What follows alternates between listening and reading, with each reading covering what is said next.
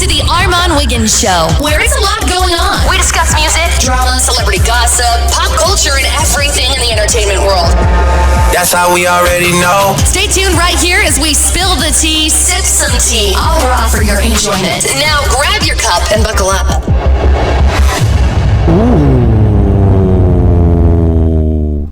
What's going on, everybody? It's your boy Armon, and we are live in the studio. Okay.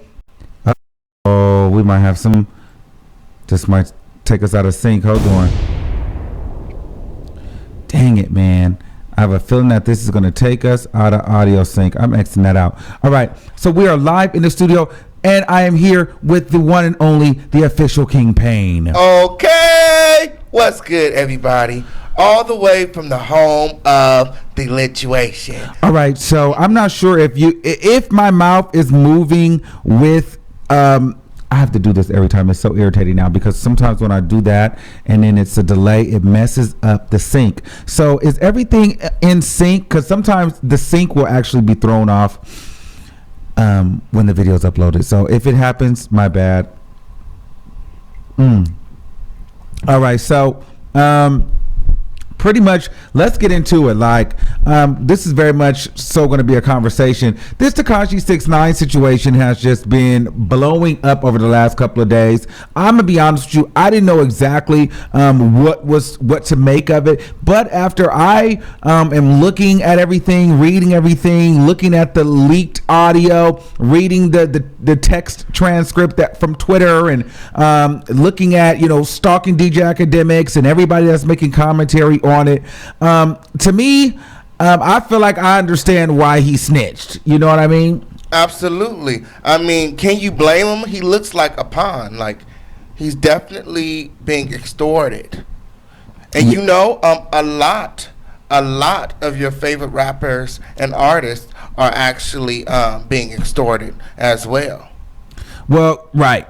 But it's not really about them right now. It's about the fact that Tekashi 6ix9ine, everybody's acting like they're so surprised that he's snitching, and people are upset with him for snitching. And in all actuality, I think that he is doing what he's supposed to do. First of all, you have an individual that was never really a rapper. According to what he said in the courtroom, he started doing music at 14, but he was like a heavy metal artist, and then he went from heavy metal to doing some shows, doing some tours, and then I guess when he was working at some type of restaurant or whatever, he was working as a cashier, and someone asked him to become a rapper. So he didn't become a rapper until 2017.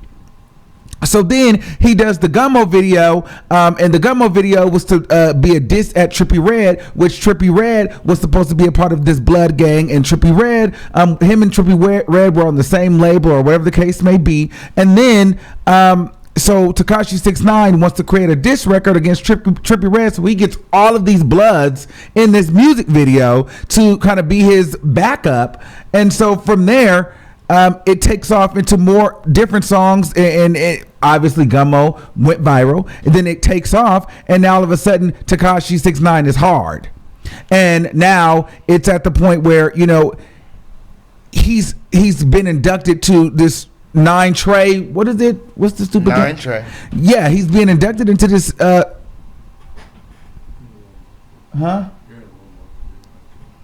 Muffled. Oh.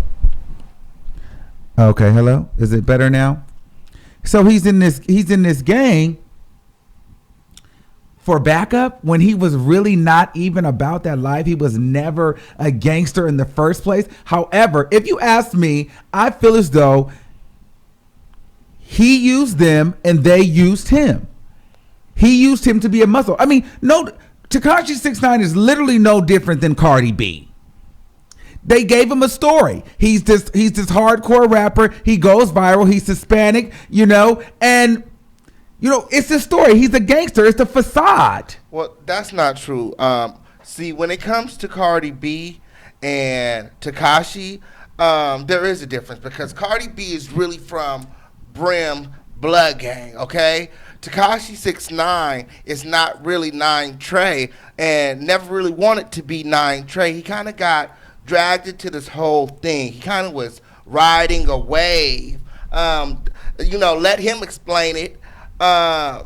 It was never his idea to have gang members in his Gummo video. It was Shotty's idea, and the way that Tekashi explains it, Shotty taught him the 9-tray handshake, and it was his whole idea of him joining the 9-tray gang. He said he never got jumped in.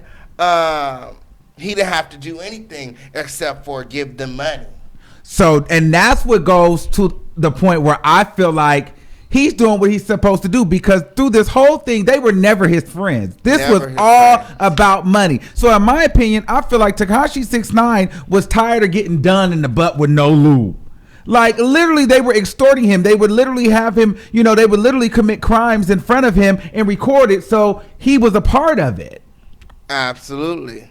So in my mind, it's like, you should be snitching. And all these people saying he shouldn't be snitching, and he's around. First of all, let's be clear. This boy is 23 years old. Let's not act like we haven't done some things in our younger years that we, don't regret. Now, granted, Tekashi 6ix9ine thought he was going to troll his way to the top, and, he had like these thugs behind him supporting him. But in all actuality, it was just a money grab for everybody. Absolutely. And at the end of the day, Tekashi is not a thug. Tekashi is not about that life, okay?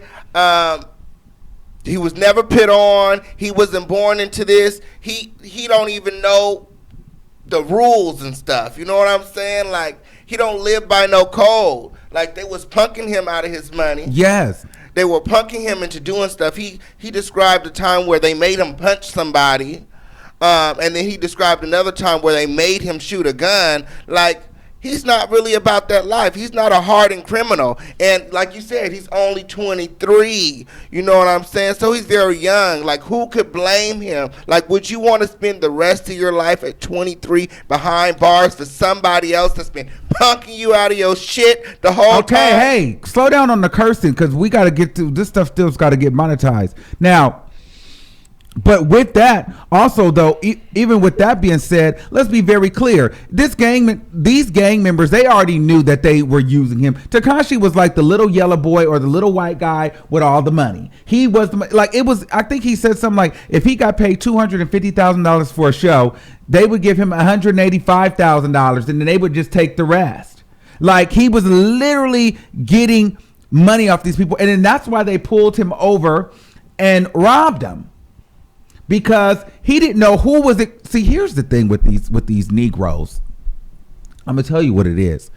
A lot of these Negroes, they didn't probably realize that Tekashi 6ix9ine was going to be Tekashi 6ix9ine. He was on his way to being a mega superstar. So what black people do in true black form of fashion, you have an entity, you have an organization, then money starts coming in, real money starts coming in, then everybody starts getting greedy.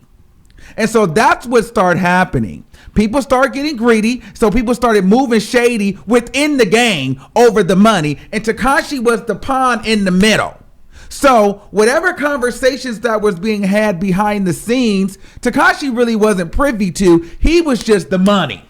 Absolutely. And if he didn't make a particular person happy, he was gonna get beat, or threatened, or killed, or murdered. Yeah, he was sold out. They set him up. His manager, Shotty, sold him to the Trey 9 Bloods. It was all a setup from the jump. And that's what Tekashi is trying to get us to understand. He's not really a gang member. Mm-hmm. He was just a pawn. He was a puppet in the whole scenario. And so he definitely should be snitching on these niggas, because at the end of the day, first of all, it's their fault to not think that this man would snitch. It's, first of all, that's also part of gang culture.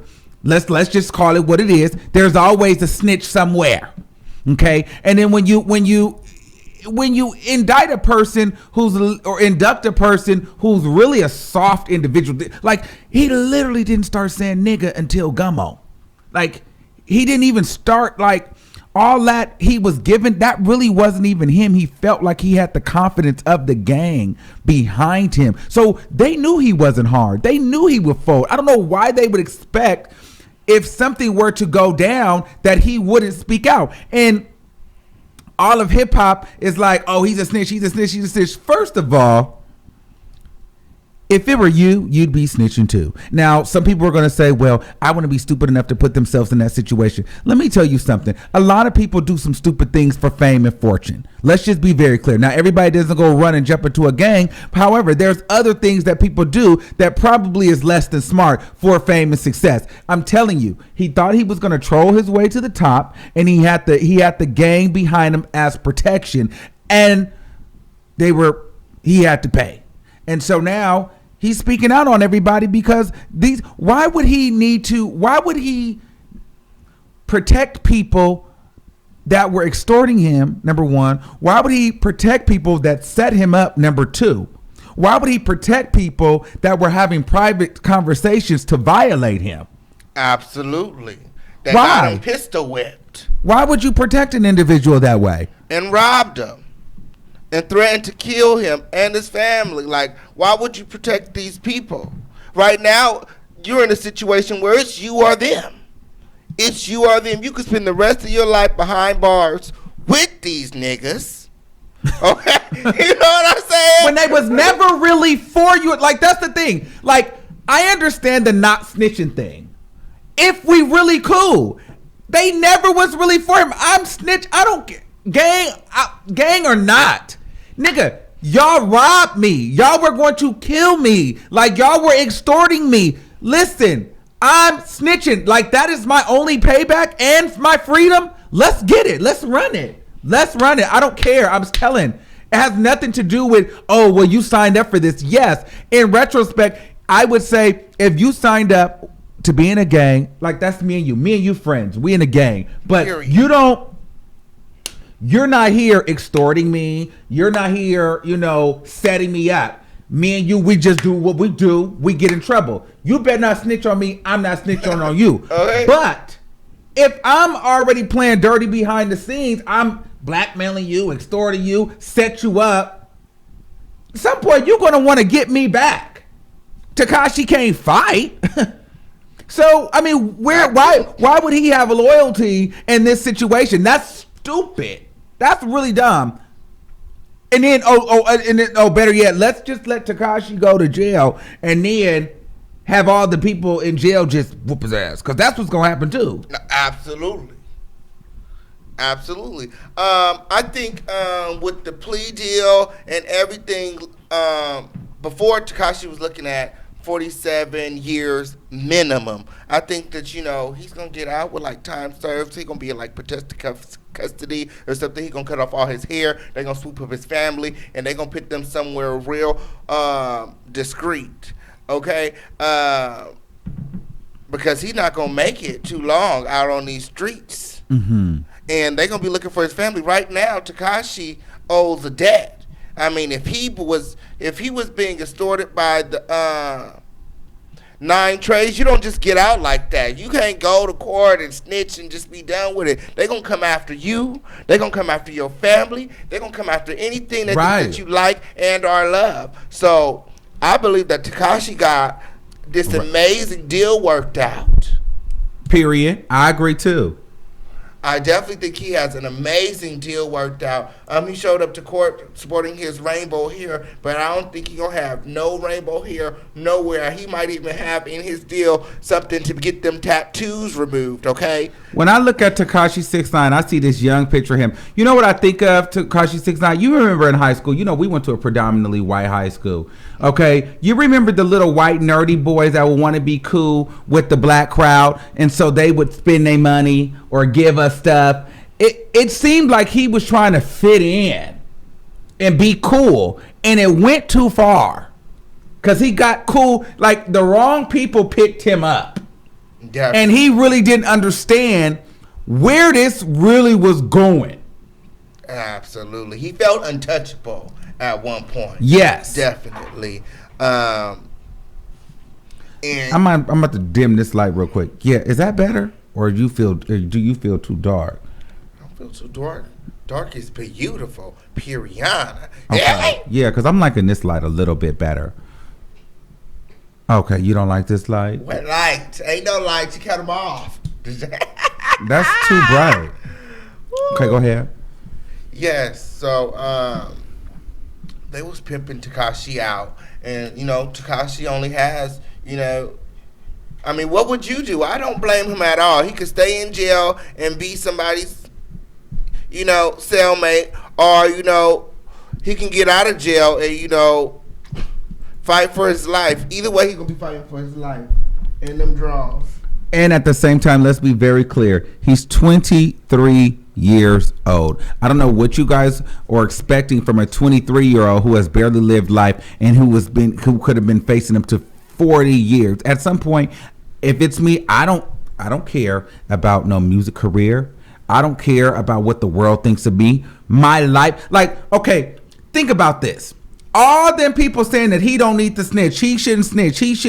Okay, so what are they gonna do 50 years later when he get out? Are them niggas even gonna be here? Are we gonna even care? No. You think I'm not gonna go snitch on the behalf of worrying about what Charlamagne at the Breakfast Club is gonna say, or what you gonna say online? Nigga, no. Bye. However, I understand where people are coming from. He was talking real greasy. He was throwing up the bloods, and he was really talking that talk.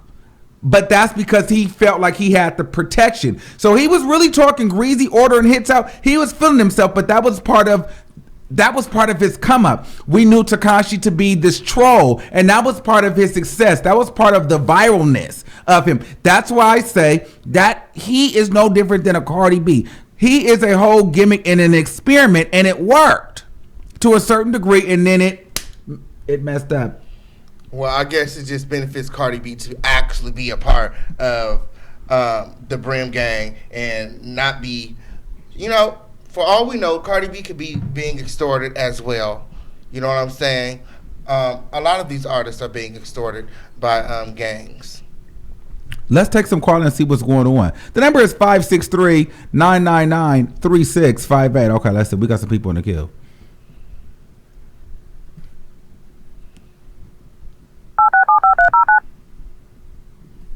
Ciao. I don't know.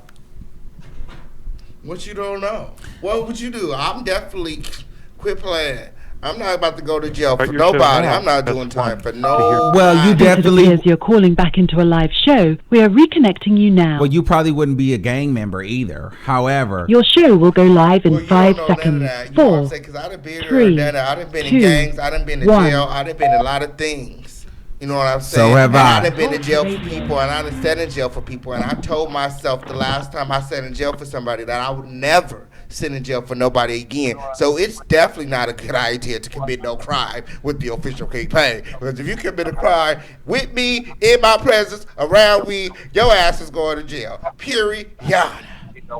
All right. 732-9277. Turn me down. Yeah. Hi. This is Epiphany, or whatever. So I've been arguing this all day long on Facebook with my timeline or whatever. Okay. But honestly, if I was Tekashi, I would have did the exact same thing. I would have told on everybody. Not only turn did me they down. Not only did they rob him, they also slept with his baby moms. That's enough to set me off. What? You gonna be my best friend? Well, be in my gang, be supposed to be protecting me and sleep with my baby moms. Y'all got me messed up just there alone. Mm-hmm. Then you gonna threaten my moms and do all this bullshit to me? No, you gotta go. I totally agree. I would have definitely did the exact same thing, and I wouldn't care either. You think I'm gonna go to jail for 75 years, 50 years, 30 years, 10 years? I would have sold all them down the river. And I wouldn't have gave no shits about it. And then I would have made a diss track, too, on top of that. Well, you got to also understand, and see, I think a lot of people are saying, well, that is fair and true, but once you sign up for this gang culture, you understand that in this, you have to have loyalty. You don't snitch. However, I need people to understand, when this was bigger than just gang. This was like business. So Tekashi was literally funding all of this, and people didn't really care about him. There were so many side conversations about him and extorting him and planning on taking him out. So it was like nobody really cared about him. Genuinely, it was about what they could do for what he could do for them financially and what kind of lifestyle he could provide for them. And as the money got bigger in his career, because at one point Drake was getting threatened by Tekashi. Let's just be real. So when you had men like Drake getting nervous and feeling some type of way, you really getting kind of up there. It's getting real serious. We talking about some real money when every record is hitting Billboard. So, like I said, black people within the group, they start trying to be, greedy. And then you probably started having different people try to be leaders and control stuff and try to penny pinch off the corners and off the side from each other. That's why you got niggas hitting him up from left and right. Everybody is coming at him like, nigga, you better pay me this. Nigga, give me your change. Nigga, give me this. Give me that. So he just like a big old fat money bank. Just getting done in the butt. Boop, boop, Absolutely. Boop, boop. He didn't have nobody that was really there for him. He didn't have anybody that really cared or that would protect him or stand up for him. He basically, was a sucker. Right. He's a punk, and they used him, and they told him to move, and he moved. They said jump. He asked how high. They asked for money. He said how much. That's what makes them so dumb. Like, you have this cash cow that's literally going to the studio, doing all the work for you, and giving you money just so he can look like he's really a gangster. Y'all don't even actually have to do gangster stuff. All y'all do have to do is just stand behind him and make him look like he's hard. And y'all doing all this. They just messed up their own bag. And if I was Tekashi and I'm about to go to jail for all these years, and I know for a fact y'all did me greasy, and this is my one chance in my life possibly to get you back, and I'm going to be like, oh no, I have to stand by game code and not snitch. Exactly. No, I'm going to get your ass back. Exactly. So I seen this somebody commented on the Shade Room. They was like how Trippie Redd was laughing like, oh, Tekashi going to jail, and then Tekashi hit him with a reverse card on Uno, like, reverse back to you, bitch. Okay, thank you. Yeah, thank you. She cursed. All right. 405-2971. You know what, by the way, before we get into it, I'm loving all the members in orange. It looks good on you. What month is that? Is that like 8 months? It's a long time. Something like that. 405-2971. You're live on the air. Hello? Hey, what's going on? Hi. Hey. Okay. I kind of want to play devil's advocate. Okay, let's play. Right now, because the way I see Tekashi was, he was always live starting stuff. Okay. And so I never really seen people in the background really hyping him up. He was always the one starting this, even to where he even got 50 Cent happy because he was messy like he was. Mm-hmm. And so when I also think of him, they, like you said, they were using him, but he also, his baby mom has said that he started out doing clothing. He wasn't even into the music. So they the one that kind of put him in the game as far as as much money as he got. Really, to be honest. Well, I think he started off doing, I think he didn't get into music. He said he didn't get into music until 2014, and he was doing heavy metal, which makes so much sense because if you listen to his music, Tekashi 6ix9ine, he does a lot of rock and roll style, yelling in his raps. He didn't actually start rapping until 2017 when somebody said, hey, have you ever thought about being a rapper? You look like a rapper. But Tekashi also 6ix9ine has also, but here's the thing, Tekashi 6ix9ine has also made it very clear that he's not really a lyricist. He just literally makes songs that people like. He's a troll. So when going back to what you said, him going live and kind of trolling, Yeah. Yes. So, but with that, But he also was kind of making it famous about popping up in other people's cities, like being Hello? mm-hmm. Oh, like being kind of disrespectful, popping up in people's cities, and that's like starting stuff. And then also, it was like a YouTube with him getting mad at somebody and offering 30 on somebody's head. Right. Like, Well, that is, Well, I'm glad you brought that. you know.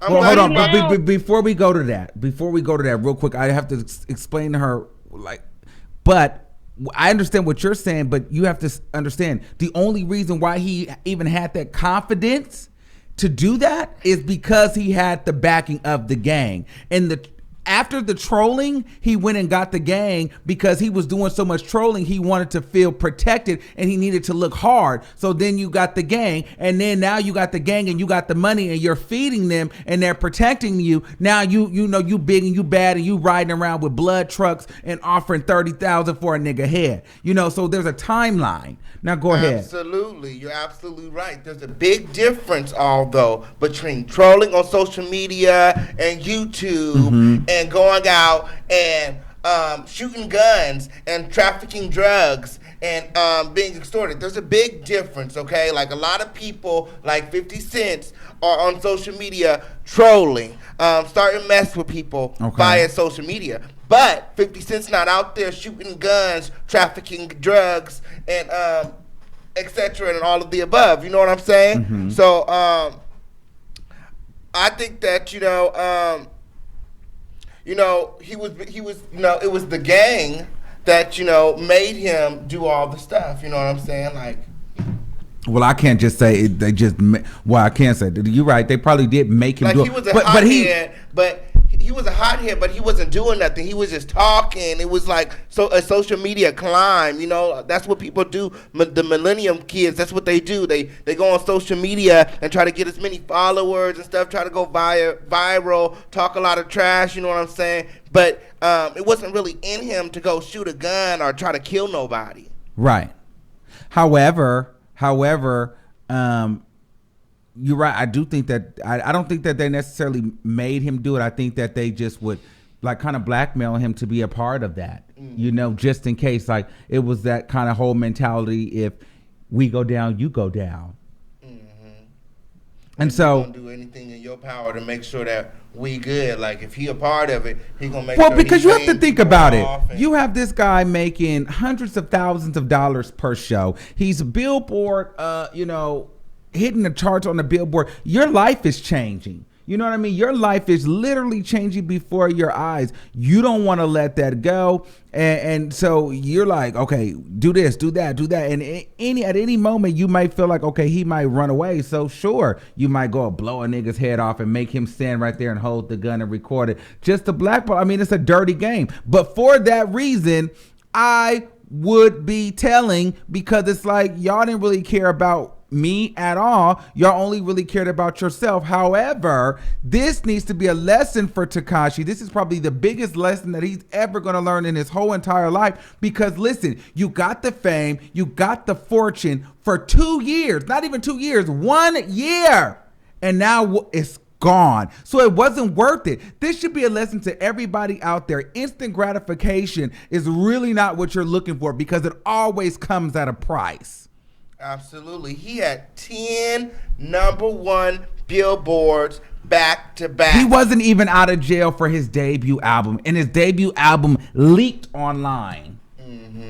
And the 9 Trey Bloods say that they made him. It wasn't until he got with the 9 Trey Bloods that he started going #1 on the billboards. They said that he made him, and they made him, and and the 9 Trey Bloods are very well connected in the music industry. Mel Murder, Jim Jones, and all of them. They're heavyweights in the music industry. Like he said in. Well, speaking of Jim Jones, what did Jim Jones say? Do you have that pulled up? Yeah, I do. I have what Jim. Okay, Jones pull said. that up. Let's take another caller while you're pulling up what Jim Jones said. Okay, because it's some tea with that. Because I think Tekashi brought Cardi B in the mix. brought Jim Jones in the mix. So that's some tea. But let's get into some things. 954-8954. Turn me down, and let's get into some things. Hi, good. Hello, how are y'all doing? I'm doing good. How are you? I'm well. I just wanted to quickly paint a different narrative. So Okay. I'm a conspiracy theorist. So what if we took the position of Tekashi 6ix9ine was placed there, planted there by the government? For example, when the FBI or federal agents go to take an entity down, such as the gang, they're watching them for years, but they can't get them until they have solid evidence. All of the charges that were brought up were charges that came about when Tekashi 6ix9ine was there. It's really interesting that, and I feel, and this is just me being a conspiracy theorist looking at things differently than the narrative that's painted by media. I feel that when everything got really hot, they came in and swooped them out.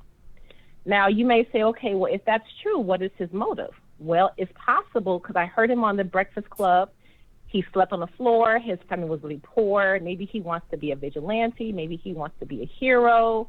I don't know what the potential motive would be. But it's interesting when you think about the wiretapping, how did the government know who to tap? Right. And when you're listening to the questions, it's almost as if he didn't implicate anyone who wasn't already brought up.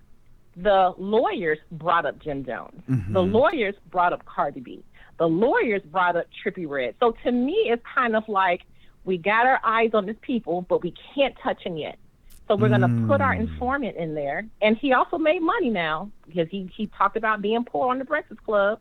So I think it's just really interesting how this young man, and then if you know anything about the gang culture, they're very intimate and they don't allow outsiders to penetrate easily. Okay. So I wouldn't be surprised if he kind of started, if they kind of gave him a little bit of money. That was his edge to get in.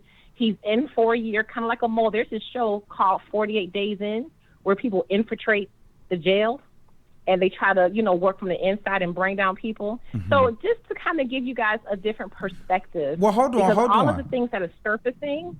That could be interesting. That could be true. But the only thing to me that doesn't quite connect that theory is the government can't just make you have a music career. Like, they can't make your music go 10 for 10 like that. They can't make you be this viral entity like that.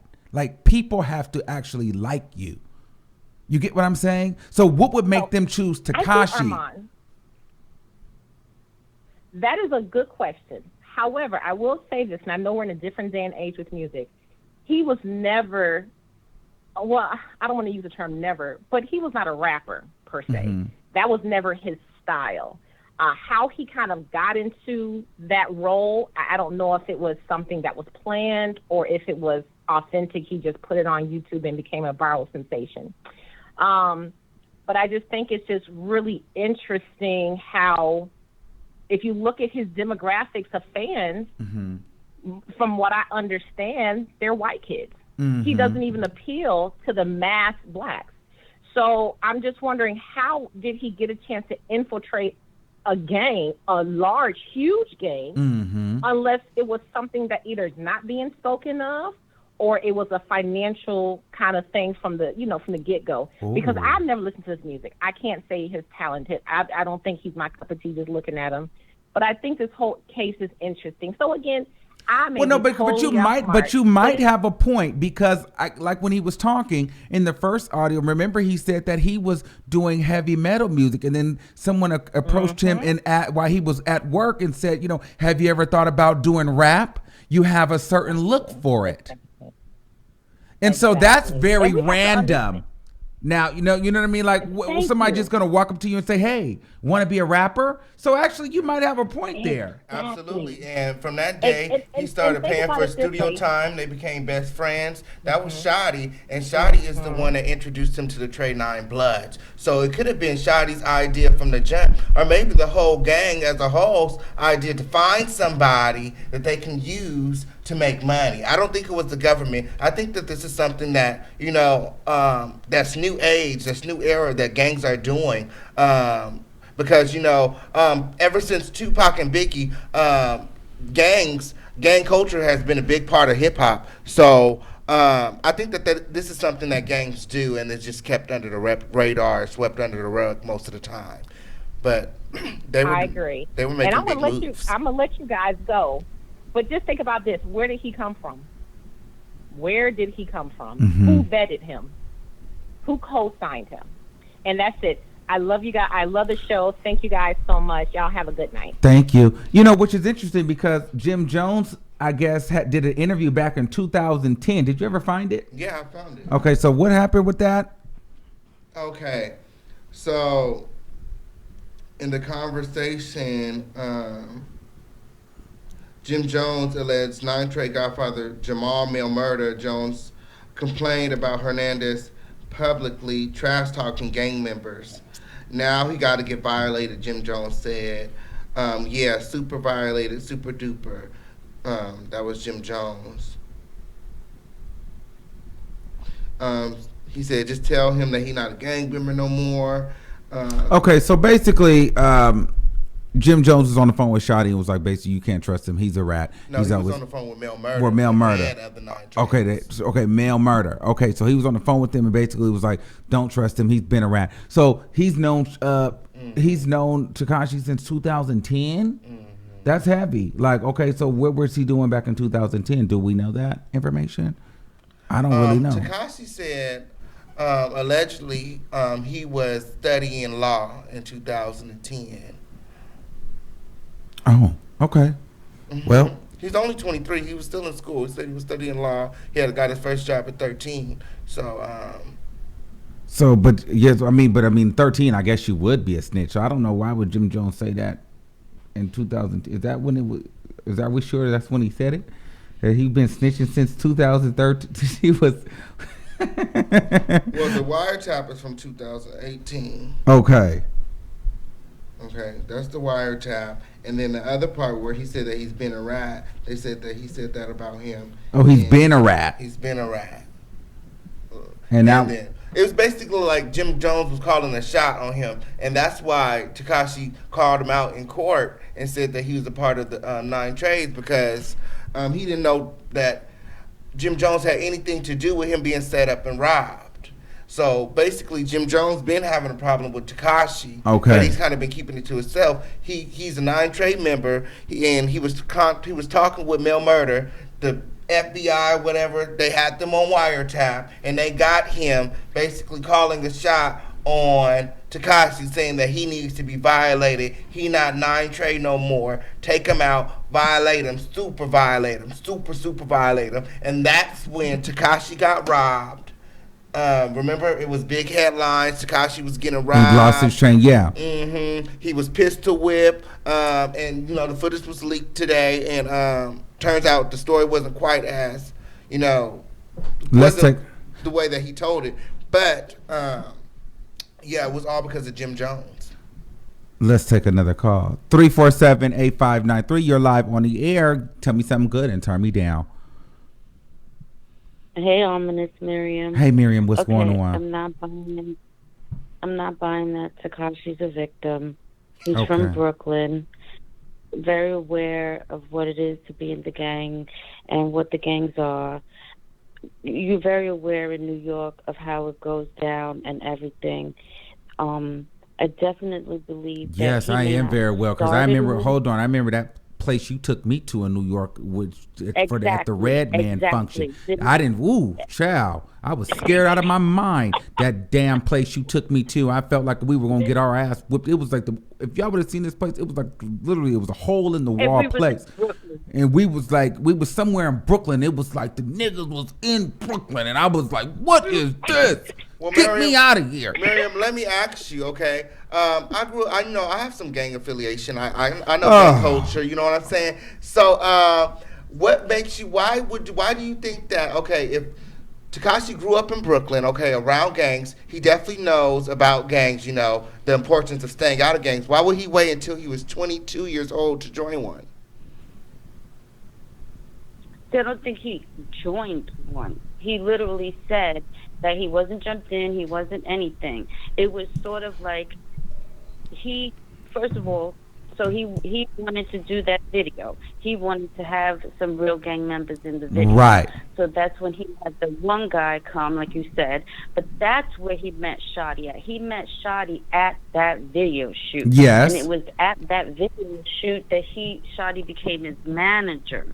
So I think that once he got into it with them, he was aware, but I think he got in over his head. But would you and agree? I think that Would you agree that growing up on the streets of Brooklyn, you know what I'm saying, that it would have been for someone like Tekashi, who's so easily influenced, that he would have been in a gang, like, you know, like it took him a very long time to get in a gang or become gang affiliated. I think that, you know, he would have been gang affiliated if he was gonna join a gang. He would have joined the gang at like 13. That's when they start hounding you on the streets, like, pick a side, what you gonna do? You know what I'm saying? Either you gonna stay in school, steer straight. And Tekashi didn't finish school. He dropped out at 10, in 10th grade.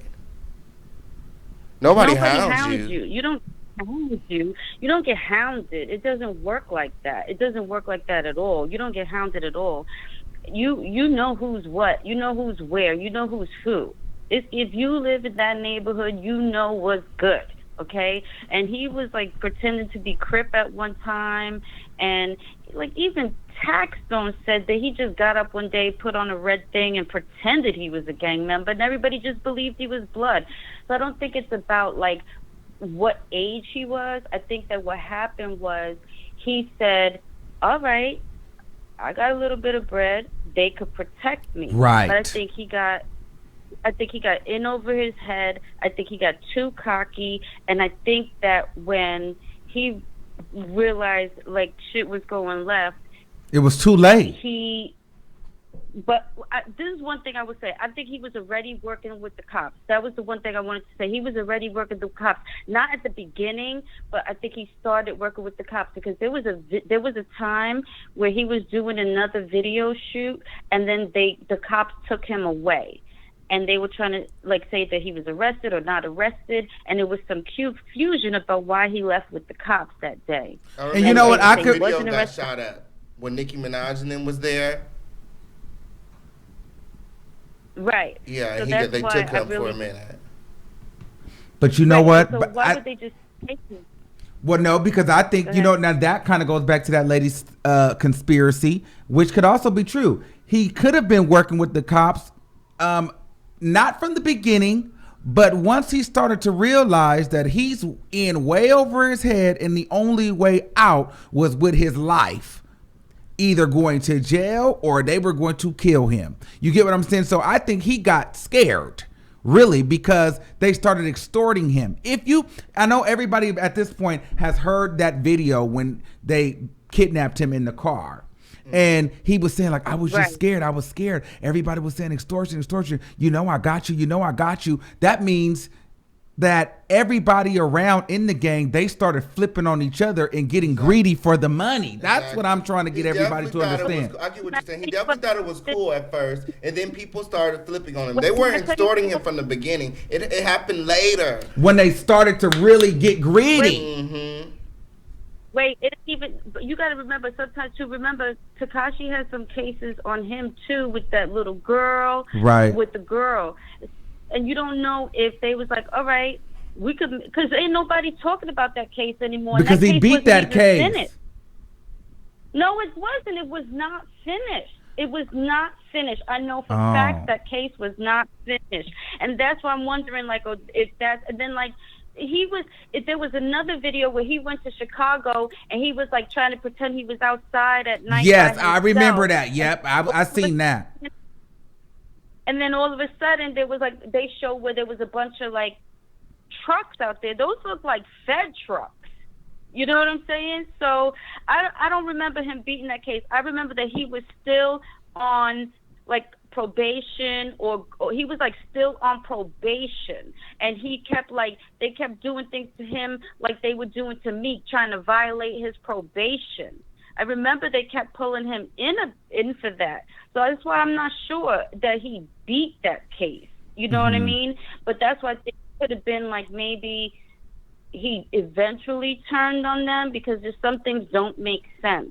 And he was so bold, and on the Breakfast Club, he was like, I'm not supposed to be the one shooting. Like, he felt he was only supposed to be talking shit, and they were supposed to be the ones doing all the shit. What gang member thinks like that? I've never seen a gang member that thinks that. Look, I wasn't even in a gang. I would just roll with my friends in the hood. And I'm going to tell you right now, I may not have even liked you, but if you lived in my projects and somebody tried to come in our projects and mess with you, we was all messing you up. We was all getting in. It wasn't about that. Like, we protected our hoods and things like that. So I don't know that it's like, you know, so much about like, you know, like he started there. He started out with them, but like he started with the police. I think when they robbed him. Yes. Okay. Thank you, Miriam. Bye. I've been talking. Bye. Oh, okay. Go ahead. Yeah, they messed up when they robbed him. When they robbed him, Tekashi made up in his head that he was going to get them back. And this was at the time where the police was watching them, and that's when the police started applying pressure. And that's, you know, they all folded under pressure because there was no strong, you know. Well, you know what? I kind of feel like it might have been even before that. I kind of feel like it may be some things that we don't even know about, where he kind of got effed over for some money, like some bitched out for some cash. You know what I'm saying? I mean, he didn't have no cash that day. All he had was jewelry. Well, right. Well, and if you listen to the video, see, I'm scared. I don't want to play the video here. You can go find the video because you know they love to. I'm not playing with that here. However, you could hear him say, "I was just scared. I was scared. I was scared." You know, I just heard extortionist. So basically, people were telling the guys that he was trying to extort. I mean, that they were trying to extort them. So they started telling on each other. Mm-hmm. The different gang, I don't know their names. The gang members started telling on each other and trying to pit each other against each other to Tekashi. And that's how so he didn't know which way to move. That's how it be. They just be talking. Dry snitching is what you call it, dry snitching. So, you know, one of them would be talking to Tekashi, and then the next one to come. You know, they just filling him out, and, you know, he started to get, you know, the idea that he was being set up. And they was all asking for money. They started getting greedy. And at that moment, he probably went to the police and became the plant. I don't think this started off as, hey, we're going to choose you to be the plant. I think it started off as he wanted to be in this, and it was good. But then at a certain point, he got afraid, and he realized that there was no way out. Or did the police force him to be a pawn with that rape case? Because he was on probation. Can you not say stuff like that? You can't say rape. Oh. Girl, you about to be done. Oh, I didn't know that was a curse word. It is very much. I that's in my vocabulary. Is that a curse word? It is here. Okay, so what happened? Okay, go ahead. Cannot say heavy words like that. Absolutely, I understand. Where was I? Can you refresh my memory? That case. Oh, yes, because it never ended. Absolutely. So no, because you know when you're on probation, you're the police can detain you at any time. They can question you whenever. You know, anything can violate you. You can't come in contact with no police. That's what she was talking about when his video shoot got shot up. The police came and they detained him to question him because he was on probation. Let me see. Okay, you take some calls. I'm gonna see if I can get this video. Okay, so we're going to take another call, and I'm going to try to see if I can get this video. Okay, go ahead. 478-0553. Hey, Armon. Hey, Kingpin. Hey. What's poppin'?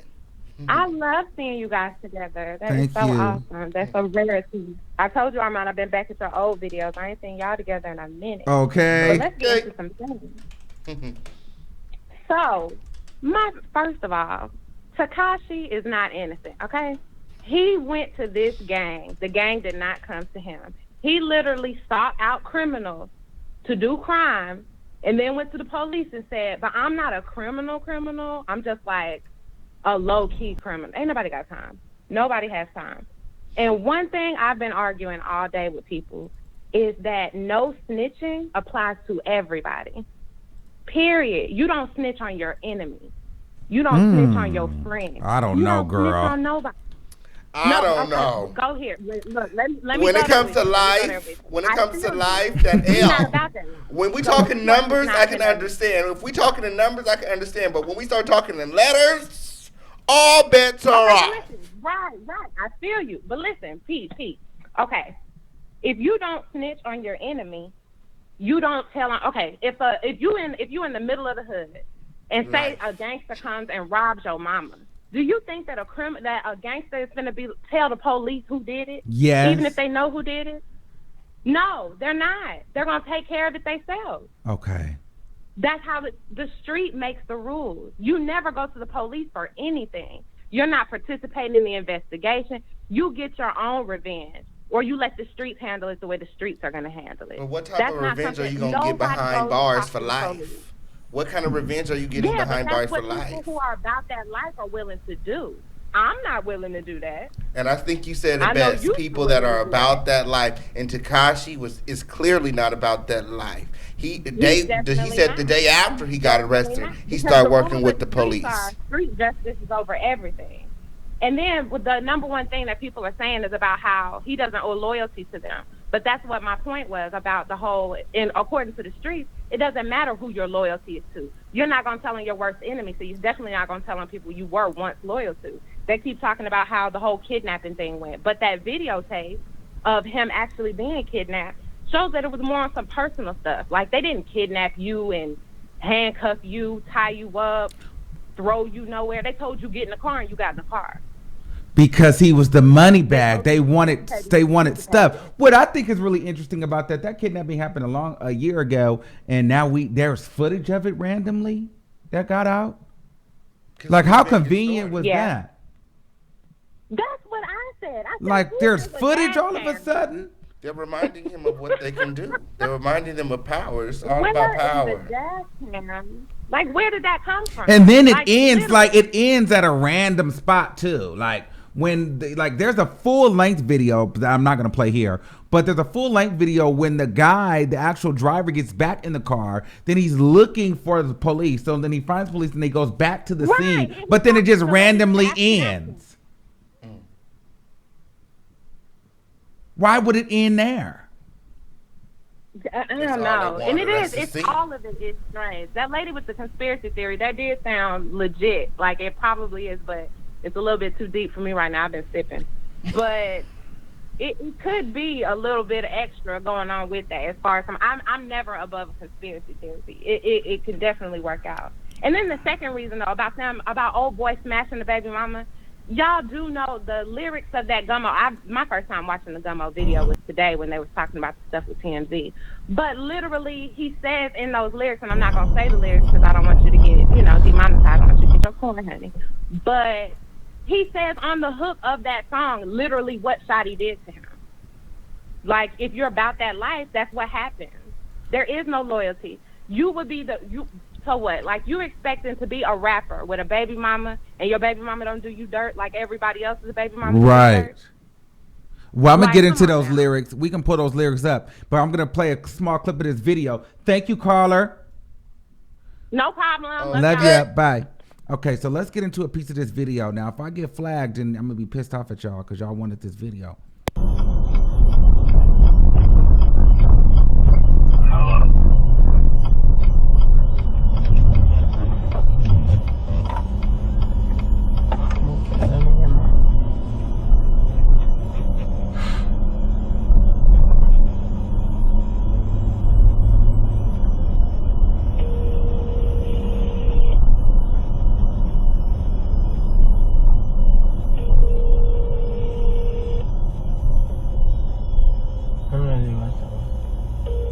We're not going to be on here very long. If you want to get answers, super chat your last four. Hello.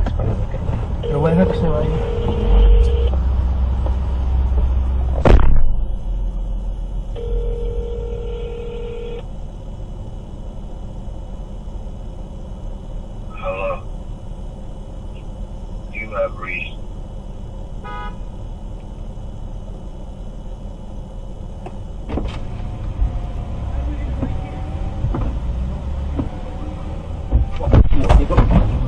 Run it, nigga. Give me everything, nigga. Get out.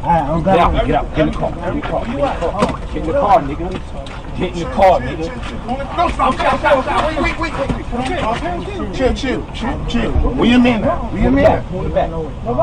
Give me your money. Where your money at? Where your money at? Get in the car. Get in the car. All right, get in the car. We gonna shoot you. No, you just get in the car. Get in the car. Open the door. Let me open it. I'll give you everything. Get in the car. Get in it. That's what I'm doing. Get the fuck in here. Ain't nobody in here. So why you doing all that, man? I want to talk to you. About what? About what? Why you ain't holler at me? What you mean, shawty friend? Give me the book. I'll try to call you, bro. I'll pick up everything. So why ain't got your number? Because I asked for your number. They told me to change your number. I'll pick up everything my work, bro. I'll pick up my daughter's life, bro. Bugging those, son. You know I'm getting Bugging, son. I always been right by you. Yeah, but why you do me like that, bro? I've always been put money in your pocket, bro. I'm scared, bro. I don't know. Things feel like, yo, extortion this. Where the fuck is everything, man? I'm on the car. Get in the car with us, man. Bye, nigga. Bye. Give me the phone. Get out of here. You gonna talk to him. Get in the car. All right. Get in the car. Get in the car.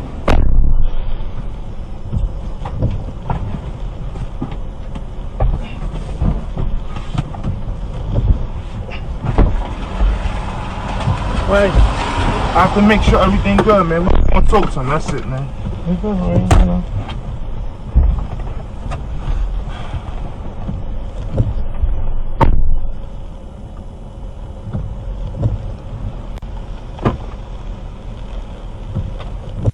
El sistema OnStar no está activado. Para activar su servicio, presione el botón azul de OnStar ahora o llame al 1-888-4 OnStar.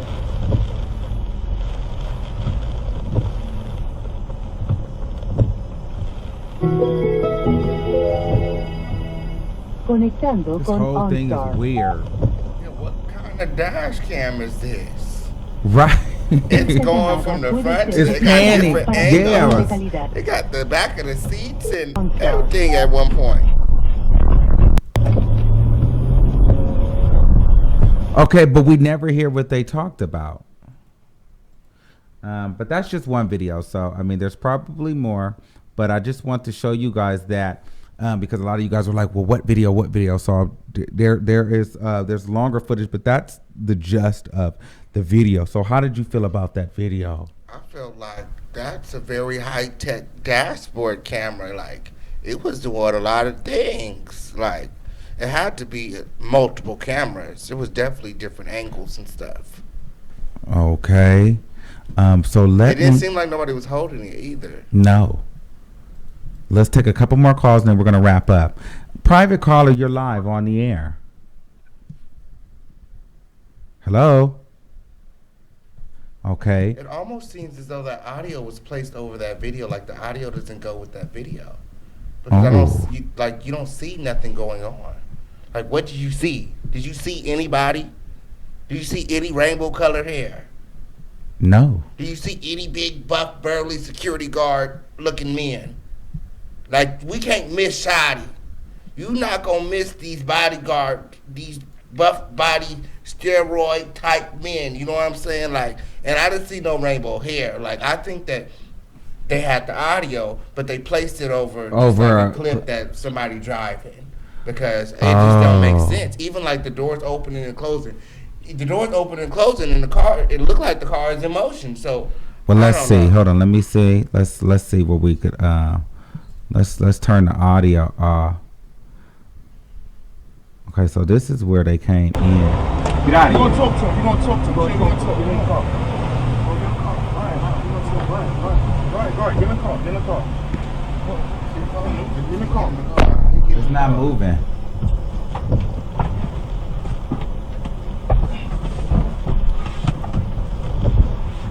There's somebody getting in the car. Right. I have to make sure everything good, man. But where's Tekashi? The camera just panned like that. Where's Tekashi at? Where's Tekashi? Like, why you don't see Tekashi? El sistema OnStar. Okay, what I want to know is how did the camera go from the front windshield to the back? Like, how did that happen? Yes. And then the camera is so dark, like the footage is so dark. But when they said they took him out of the car. Okay. When the camera is on the front dash, like when it's recording in the street, it's all clear. Like, why is it so dark and blurry on the inside of the car? Ciao. I don't know. There's something fishy about that footage. They made it dark on purpose or something. Girl. Usually those cameras have like some kind of night vision. The dash cams, they definitely have night vision on them. It should be a clearer picture than that. 443-5231, you're live on the air. Hello? Hello, can you hear me? Yes, we can. What's going on? Hey, I just wanted to comment and just really give my opinion on the whole Tekashi situation with the gang. I feel as though that, as far as Tekashi part, I feel as though that Tekashi was definitely clout chasing. I feel as though that Tekashi just wanted to be out there. His baby mama went on live and said it, that he was always clout chasing. He never really was like that. He just always wanted to be out there. He wanted to be in the crowd. Another thing that I see a lot of people talking about him taking accountability and stuff. What about the gang? If you're running a gang and this is a business, this is bad business because Tekashi has always been hot. He always popped on the scene, a whole lot of rah-rah, the whole situation with Chief Keef. He's always been drawing attention to the situation. So when he snitched, it shouldn't be a surprise. Like, he was making it easy for them to make you guys a target. Nobody was thinking about that, though. All they wanted to think about was the money, what they could get off of them. Ultimately, everybody played a part in the demise. It's not just him taking accountability. He should have never even been able to get into the gang. Like, it's hard to even think this gang is credible when you got him up there literally saying everybody's name, saying any and everything, just talking about everything, and y'all want to get mad he's snitching. He should have never been in it. Just because you're thirsty and you're willing to do anything doesn't mean you should be in a gang. Clearly, it was big people in there, and they knew that it was big names that were on the line, that if stuff went down, and that if he was the snitch, was nobody thinking about that? If it was to get real, would he tell them those big names? And that's what he's doing. And then another thing, I'm from Baltimore, Maryland. A lot of these young boys that are my age, I'm only 17, they get into these gangs, they kill these other young boys, and they're facing 70 years.